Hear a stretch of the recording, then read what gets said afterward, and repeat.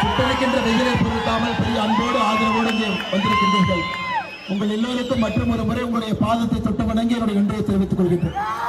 எல்லாரும் கூட நமஸ்கார ಹೇಳ್ತೀನಿ. ತಾವೆಲ್ಲರೂ ಕೂಡ ದೊಡ್ಡ ಸಂಖ್ಯೆಯಲ್ಲಿ ತಾವು ಬಂದಿದ್ದೀರಾ. அன்பு சொந்தங்களே, தமிழகம் முழுவதும் மாற்றத்திற்காக நம்முடைய சொந்தங்கள் நின்று கொண்டிருக்கின்றார்கள். மே 4க்கு பிறகு அரசியல் மாற்றம் தமிழகத்தில் வரணும். அருமையன் எடப்பாடி பழனிசாமி அவர்கள் தமிழகத்துடைய முதலமைச்சராக வந்து அந்த நாற்காலில் அமரணும். தேசிய ஜனநாயக கூட்டணி தமிழகத்தில் 234 தொகுதிகளிலும் கூட வெற்றி பெற வேண்டும். அதே போல நம்முடைய 2 வெற்றி வேட்பாளர் நின்று கொண்டிருக்கின்றார்.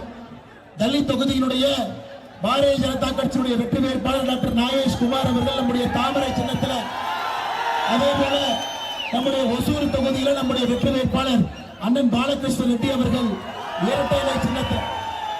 அருமை சொந்தங்களை 2 வேட்பாளர்களும் கூட இந்த முறை உங்களுடைய ஆதரவெல்லாம் அளித்து இளைஞர்கள் பெரும் பட்டாளமாக இங்கே வந்திருக்கின்றனர். உங்க அன்பையெல்லாம் கொடுத்து ஒரு மாற்றத்திற்கு நீங்க இங்கே வழிவகுக்க வேண்டும். ஐயா, தலித் தொகுதியை பொறுத்தவரை எத்தனை ஆண்டு காலமாக மாற்றம் வேண்டும் வேண்டும் வேண்டும் என்று எதிர்பார்த்து காத்துக் கொண்டிருக்கின்றோம்.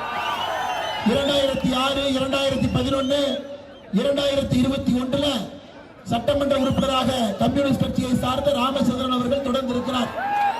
அவரை பத்தி பல இடத்துல நம்ம பேசியிருக்கோம். ஐயா, இன்னைக்கு தலித் தொகுதியில ரவுடிகள் தொல்லை இல்ல, எம்எல்ஏ தொல்லை தான் இருக்கு.